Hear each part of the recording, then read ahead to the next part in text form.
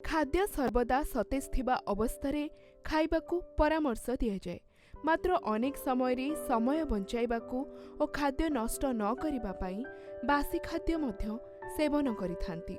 एपरि केतेक खाद्य रहिछि जाहाकू बासी हेबा परे आदौ सेवन करिबा उचित नुहे, कारण ताहा शरीर रे अनेक रोग सृष्टि करिथाए।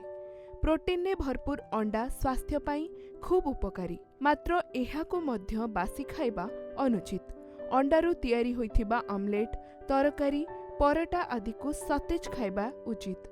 मात्र एसबु फ्रिज रे रखिबा द्वारा एथिरे विभिन्न प्रकारर बैक्टेरिया सृष्टि कहिथाए। मात्र एसबु को फ्रिज रे रखिबा द्वारा एथिरे विभिन्न प्रकारर बैक्टेरिया सृष्टि होइथाए, जहा सहजरे हजम होई न थाए, पाचन जनित समस्या सृष्टि करिथाए।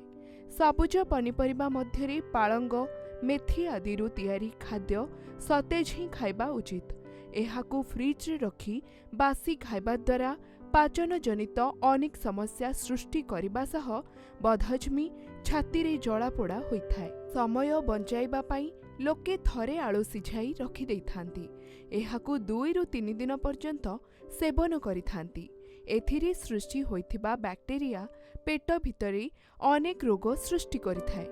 क्षीर, दही, पनीर शीघ्र खराब हो जाए, तेणु एहाकू 2 ରୁ अधिक दिन पर्यंत रखी सेवन करिबा अनुचित। एहाकू बासी सेवन करिबा द्वारा बांती, बदहजमी और पेट सह जनित अनेक समस्या होइथाए। भातरे पानी पुराई पखाळ भाबे एहाकू दिनक परे खाइबा उचित, मात्र अधिक दिन जाए एहाकू खाइबाकू बारण करा जाइछि। फ्रिज रे भात को रखी खाइबा मध्य स्वास्थ्य पाई क्षतिकारक।